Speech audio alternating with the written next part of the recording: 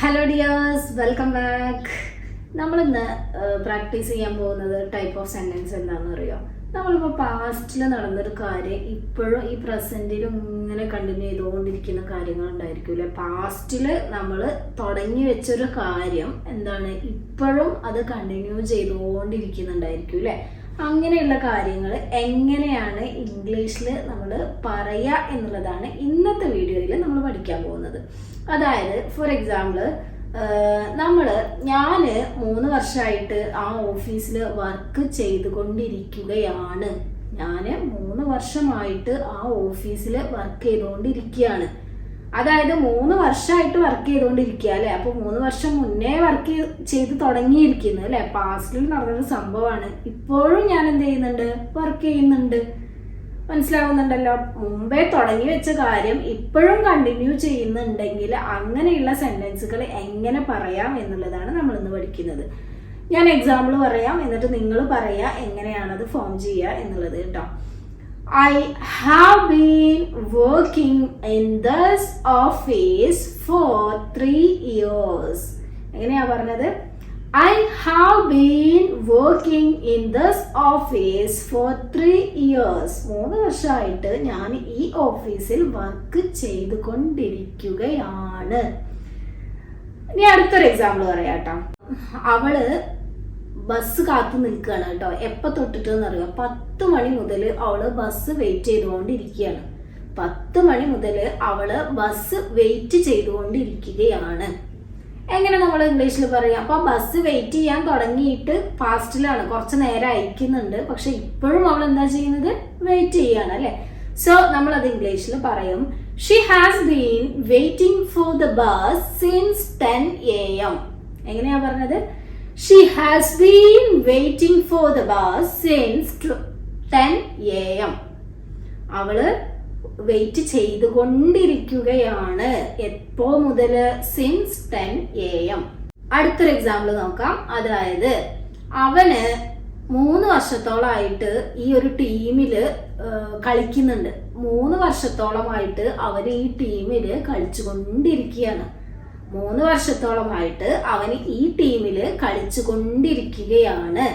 So നമ്മൾ പറയും, he has been playing. He has been playing in this team for 3 years. എങ്ങനെയാണ് പറഞ്ഞത്? He has been playing in this team for 3 years. അവന് 3 വർഷത്തോളമായിട്ട് ഈ ടീമിൽ കളിച്ചുകൊണ്ടിരിക്കുകയാണ്. അതേപോലെ PSCക്കൊക്കെ പ്രിപ്പയർ ചെയ്യുന്ന ആളുകൾ ഉണ്ടായിരിക്കും അല്ലെ. ചില ആളുകൾ ഒരു 2020 മുതൽ ഞാൻ PSCക്ക് പ്രിപ്പയർ ചെയ്തുകൊണ്ടിരിക്കുകയാണ് കേട്ടോ. അങ്ങനെ നമ്മൾ എങ്ങനെയാ പറയാ? I have been preparing. എങ്ങനെയാ പറയാ? I have been preparing for PSC. എപ്പോ മുതല്?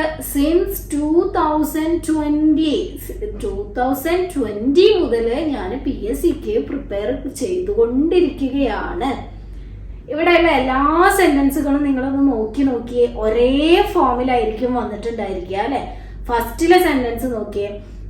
ഫസ്റ്റിലെ സെന്റൻസിൽ നമ്മൾ പറഞ്ഞിട്ടുണ്ട് സബ്ജക്റ്റ് പ്ലസ്, ശ്രദ്ധിക്കുക കേട്ടോ, സബ്ജക്റ്റ് പ്ലസ് പിന്നെന്താ പറഞ്ഞത്? ഹാസ് ബീൻ എന്ന് നമ്മൾ യൂസ് ചെയ്തു അല്ലെ. Subject plus has been plus വേർബിന്റെ ING ഫോമാണ് ഇങ്ങനെയുള്ള കാര്യങ്ങൾ പറയാൻ വേണ്ടിയിട്ട് നമ്മൾ യൂസ് ചെയ്യുക. അത് സബ്ജക്റ്റ് സിംഗുലർ ആണെങ്കിൽ ഹാസ് ബീൻ എന്നും സബ്ജക്റ്റ് പ്ലൂറൽ ആണെങ്കിൽ ഹാവ് ബീൻ എന്നുമാണ് നമ്മൾ യൂസ് ചെയ്യേണ്ടത്. ഈ 2 കാര്യങ്ങൾ പിടികിട്ടി. പിന്നെ ചില സ്ഥലത്ത് നമ്മൾ സിൻസ് ആണ് യൂസ് ചെയ്തിട്ടുള്ളത്, ചില സ്ഥലത്ത് നമ്മൾ ഫോർ ആണ് യൂസ് ചെയ്തിട്ടുള്ളത് അല്ലെ. അതെങ്ങനെയാണ്? അത് മീനിങ് മനസ്സിലാക്കിയിട്ടാണ് നമ്മളത് യൂസ് ചെയ്യേണ്ടത്. ഇപ്പൊ 3 വർഷമായിട്ട് ഞാനിവിടെ വർക്ക് ചെയ്തുകൊണ്ടിരിക്കുകയാണ് എന്ന് പറയാൻ നമ്മൾ for 3 years ആണ് യൂസ് ചെയ്തത് അല്ലെ. സോ 3 വർഷമായിട്ട്, 3 വർഷത്തോളമായിട്ട് എന്ന് പറയാൻ വേണ്ടിയിട്ട് ഫോർ നമ്മൾ യൂസ് ചെയ്തു. അപ്പൊ സിൻസ് എപ്പോഴാണ്? നമ്മളൊരു എക്സാമ്പിൾ പറഞ്ഞു, she has been waiting for the bus since 10 AM. 10 മണി മുതൽ അവള് ബസ് വെയിറ്റ് ചെയ്തുകൊണ്ടിരിക്കുകയാണ്. സോ മുതൽ എന്ന് പറയാൻ, അവിടെ തൊട്ട്, അത് മുതൽ എന്ന് പറയാൻ വേണ്ടിയിട്ട് നമ്മൾ സിൻസ് യൂസ് ചെയ്യും. മനസ്സിലായിട്ടുണ്ടല്ലോ. അതേപോലെ നമ്മൾ പറഞ്ഞു I have been preparing for PSC since 2020 എന്നൊരു സെന്റൻസ് പറഞ്ഞു അല്ലെ. അവിടെ സിൻസ് ഈ 2020 മുതൽ ഞാൻ PSCക്ക് പ്രിപ്പയർ ചെയ്തുകൊണ്ടിരിക്കുകയാണ്. അപ്പൊ മുതൽ എന്ന് പറയാൻ വേണ്ടിയിട്ട് സിൻസും, പിന്നെ എന്താണ് വർഷത്തോളമായി ആ ഒരു ടൈം കാണിക്കാൻ വേണ്ടിയിട്ട് നമ്മൾ എന്താണ് യൂസ് ചെയ്യുക, ഫോറുമാണ് യൂസ് ചെയ്യുക. ഇത് വളരെ സിമ്പിൾ ആയിട്ട് തോന്നുന്നുണ്ട് അല്ലേ. പ്രസന്റ് പെർഫെക്റ്റ് കണ്ടിന്യൂസ് ടെൻസ് ആണ് കേട്ടോ.